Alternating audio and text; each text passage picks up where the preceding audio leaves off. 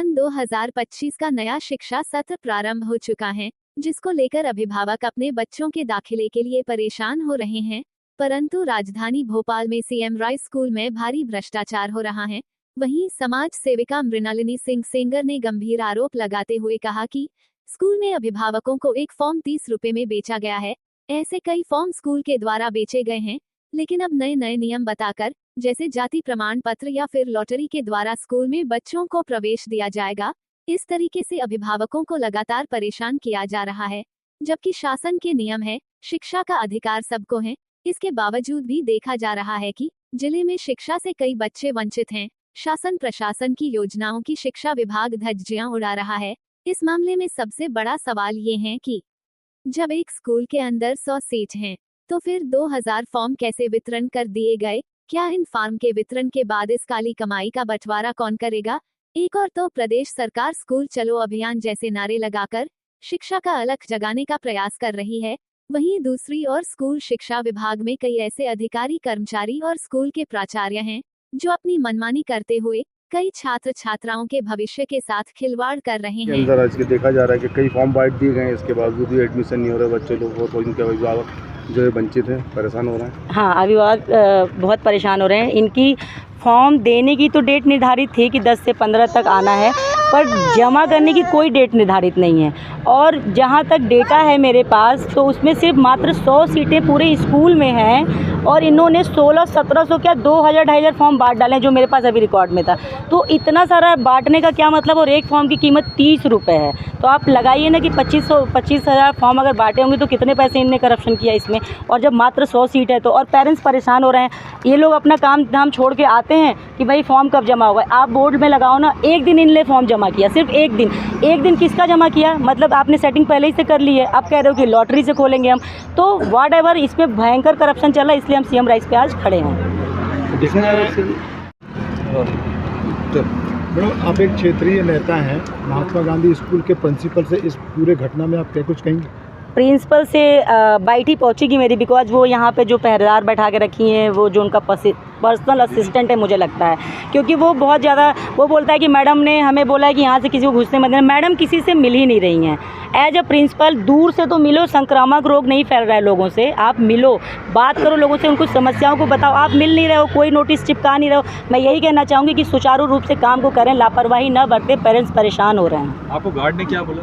Guard ये बोला था कि ये सब केंद्र से हो रहा है, और हमें ऐसा मैडम ने बताया कि सब केंद्र से हो रहा है, केंद्र से ही सब कुछ संचालित होता है, तो यहाँ से कोई रोल नहीं है, न यहाँ पे किसी का कुछ चलता है। लेकिन अगर हर कुछ का ढिकरा केंद्र पे फोड़ा जा रहा है, तो फिर लोकल लेवल के नेता क्या करें, विधायक क्या कर रही हैं, क्षेत्रीय और बाकी और भी अपने सीएम साहब क्या कर रहे हैं, माननीय मुख्यमंत्री जो यादव जी हैं, क्या कर रहे हैं कि सब कुछ सेंट्रल से हो रहा है। तो फिर यहाँ पे राष्ट्रपति शासन लागू कर दो, हटा दो, फिर सीएम ही किसी को क्यों बनाए हो, विधायक क्यों रखे हो, पूरा राष्ट्रपति शासन लागू करो। जब कुछ मतलब हर एक मुद्दे पे लोग ये कहते हैं सेंट्रल से हो रहा है, सब कुछ का ठीकरा सेंट्रल पे फोड़ा जा रहा है, अपना पलड़ा झाड़ रहे हैं लोग। को बदनाम करने का साजिश लग रही है।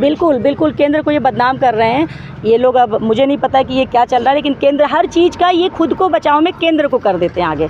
लेकिन मोरल ऑफ द स्टोरी है कि परेशान आम जनता हो रही है। यहाँ देखा जा रहा है कि ये कुछ छोटे जो बच्चा जो पढ़ता है, तो स्कूल वाले ये कहते हैं कि हम जहाँ से आपको बताएंगे वहीं से आप मतलब जो भी है, हाँ, स्टेशनरी, सॉक्स, जूते, कपड़े में आप जो देखते हैं, ये टोटल घोटाला है। माननीय अटल बिहारी वाजपेयी जी कहते थे, जो काफ़ी श्रेष्ठ के नेता रहे हैं, वो बोलते थे कि देश में शिक्षा, स्वास्थ्य और न्याय फ्री मिलना चाहिए। लेकिन अभी जो है अपन देख रहे हैं कि स्वास्थ्य का तो सबको पता है घोटाला, आयुष्मान को लेके कितने हुए हैं, और शिक्षा को लेके इतना घोटाला और सीएम राइस के नाम पे हो रहा है।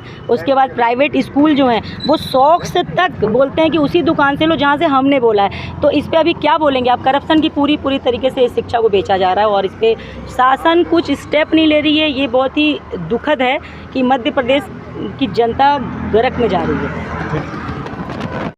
अरे बहुत सारे हैं, मतलब 3-4 हज़ार पेरेंट्स तो परेशानी है, रोज़ आते हैं। और मेरे पास तो रिटर्न में रखी है, तब मैं यहाँ आई, नहीं तो मैं ऐसे तो आती नहीं। मेरे पास रिटर्न में कंप्लेंट की महिलाओं की, बेचारी अपना काम धाम छोड़ के आती हैं रोज़ 1:30 बजे 1 बजे चक्कर काटने, भैया फॉर्म कब जमा हो।